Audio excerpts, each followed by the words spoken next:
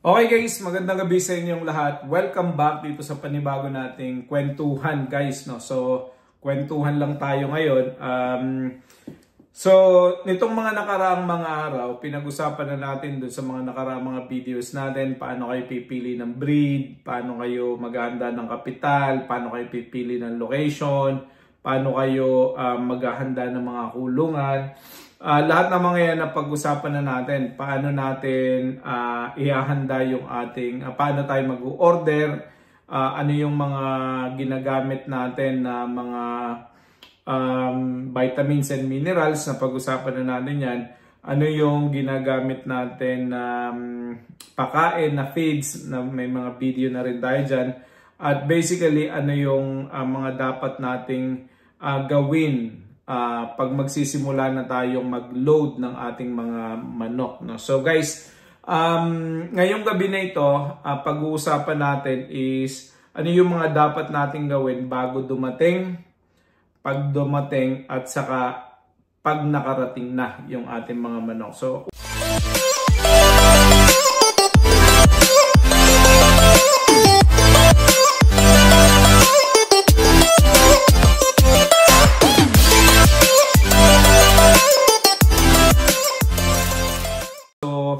unang-una dapat natin gawin bago dumating yung ating mga manok ay syempre inaasahan ko na ipatayo mo na yung bahay mo, napatayo mo na yung bahay ng manok mo, tapos syempre na may mga cages ka na, may feeds ka na i-prepare. Ang unang gagawin mo bago dumating, the night before o kahit the day before, no, ay syempre iti-test mo lahat ng mga gamit mo. Kung gumagana yung water drinker mo, gumagana ba siya, na-disinfect mo na ba yung whole area ng paglalagyan mo ng iyong mga manok. Tapos na-check mo na ba yung mga ilaw na pwede mong gamitin. May nahanda ka na ba ng mga vitamins and minerals. So yun ang mga preparation mo bago dumating ang iyong mga manok. So very important yon kasi nung time ko, hindi ko talaga alam kung anong mga dapat kong gawin.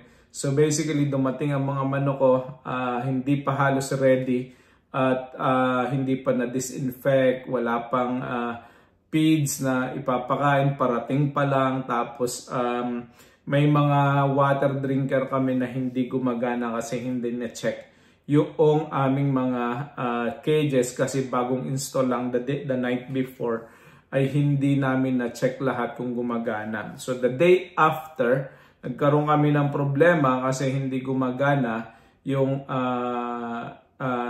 hindi maganda yung sistema kasi yung sistema ay bumababa ang tubig lahat, naiiwang empty yung nasa taas na galon, yung palang mali yung sistema. So dapat lahat yan na-prepare mo na, naihanda mo na-check mo na yung water drinkers at kung ano-ano pa.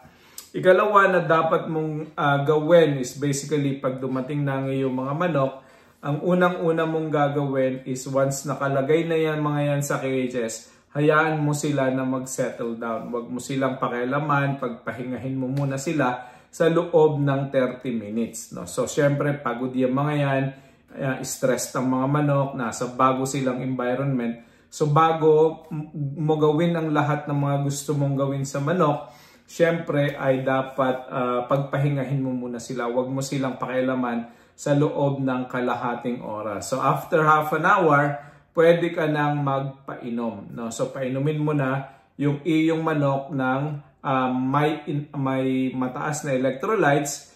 Ikalawa, merong anti-stress na ingredients na kasama yung iyong painom. So dapat mayroon niyang electrolytes at the same time mayroon niyang anti-stress. No? So isa sa mga magandang ipainom diyan is yung tinatawag nating Bitmin Pro. Subok na namin yan kasi 3 beses na kami nagkarga ng manok.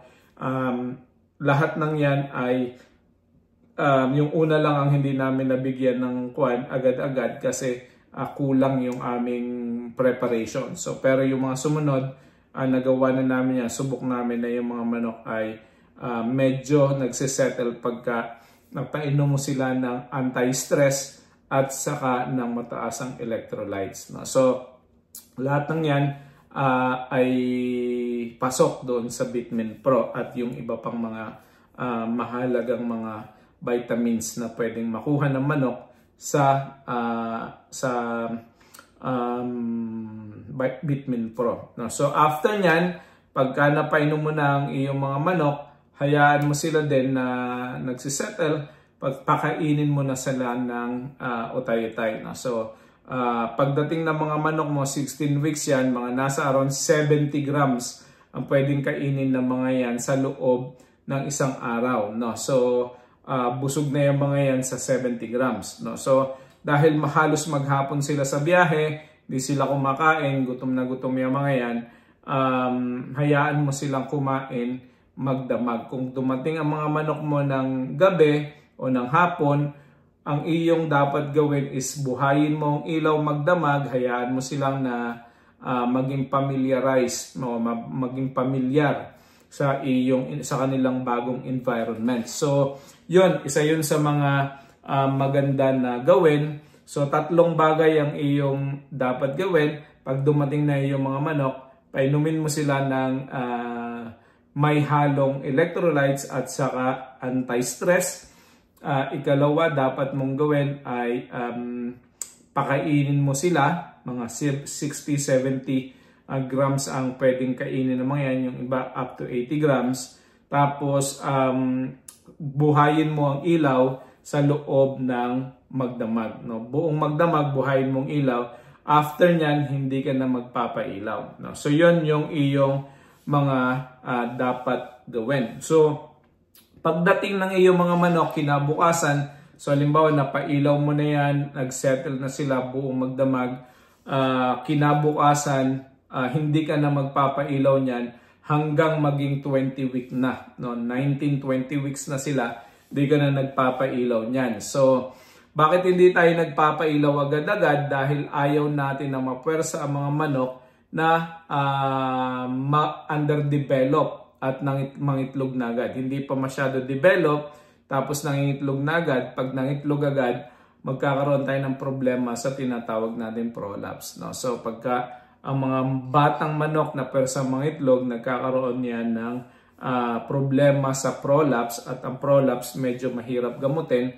Kalimitan, nagre-result yan sa mortality. So papatayin na natin ang ilaw. Hindi na tayo magpapailaw hanggang 20 week na. No? So sa 20th week na tayo magsisimulang magpailaw, at least kahit paano, that time ang mga manok medyo mature na. No? So medyo may edad na, ready na para mangitlog ng tama, at handa na yung kanilang bahay itlogan, yung kanilang puwerta para maglabas ng itlog. So ano pang mga dapat gawin pag dumating na ang manok? So basically, kailangan i-check nyo kinabukasan ng umaga kung ang inyong mga manok ay may sipon, may mga sakit, medyo tablayin. At kung yung mga yan ay may napansin kayo na ganyan sa inyong mga manok, then basically kailangan ninyong ihiwalay yung mga yan para magkaroon kayo ng chance na gamutin sila at hindi yan makahawa sa mga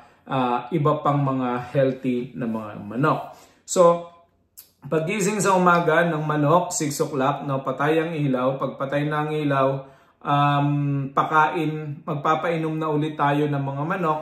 Ang ginagawa namin, yung first 3 days, araw-araw yan, nagpapainom kami sa umaga ng Bitmin Pro at saka sa hapon. In between, ang pinapainom namin dyan is plain water. Yung malinis, plain water. Hindi yung mga galing sa hindi galing sa nawasan na merong chlorine. No? So, iwasan yung mga inumin na merong chlorine. So, dapat malinis. Dapat hindi galing sa madudumi na posible na may salmonella.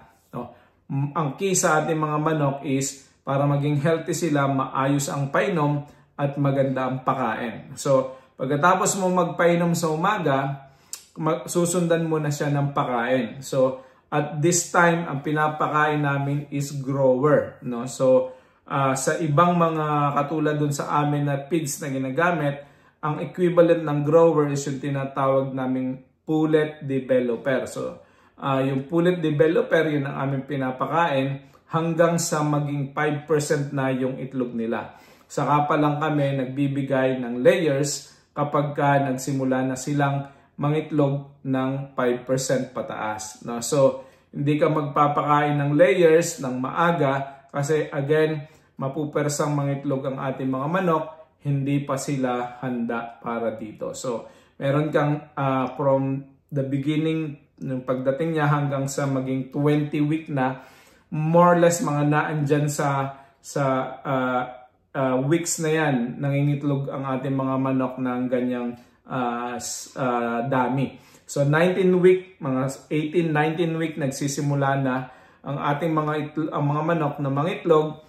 28th week baka maabot mo na yung 5%, doon ka pa lang magsisimulang magmixing ng iyong mga feeds, no? So pagka ikaw ay nagpakain, syempre hindi diretso na from pullet developer o grower papunta agad sa layer. Hindi ka magpapalit agad ng pakain straight away, kundi magkakaroon ka ng mixing.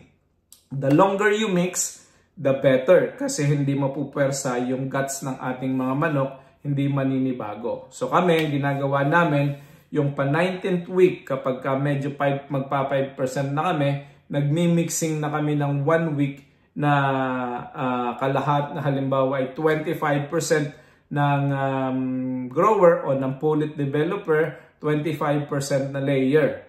Tapos sa third day, 50% na yung aming binibigay na layer, 50% na rin yung pullet developer o yung grower. Tapos yung last week na, doon kami nagbibigay ng yung pa 5 araw, yung 75 na layers na, tapos 25 na growers at 25 na developers.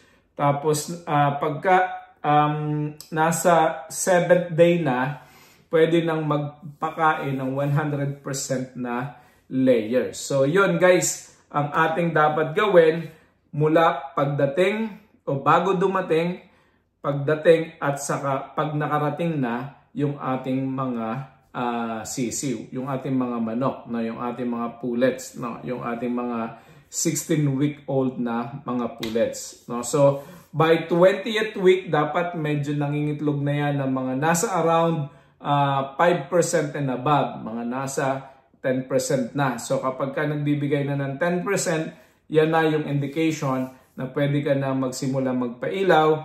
Yan yung indication na pwede ka na magbigay ng layer feeds, no? So guys, sana nakatulong itong ating video na to sa inyo, and hopefully i-click nyo yung subscribe button, tulungan nyo ako. Libre yung ating subscribe button. 89% ng ating nanunood dito sa ating mga videos are not subscribers, no? Baka naman libre naman po yung pag-subscribe. I-subscribe nyo po ang ating channel para mas matulungan nyo po ako na makapagbigay ng ganitong klase ng videos, information sa ating mga kapwa RTL beginners na racers. No? Salamat, God bless, at sundan ninyo ito at meron pa tayong mga pag-uusapan. The next time is ano yung mga feeds na pipiliin natin, o kaya naman papaano yung tamang pagpapakain at pagpapainom, paano yung tamang pagpapailaw. Pag-uusapan natin yan sa ating mga susunod na mga video. Maraming salamat, God bless, and see you all later. Bye-bye!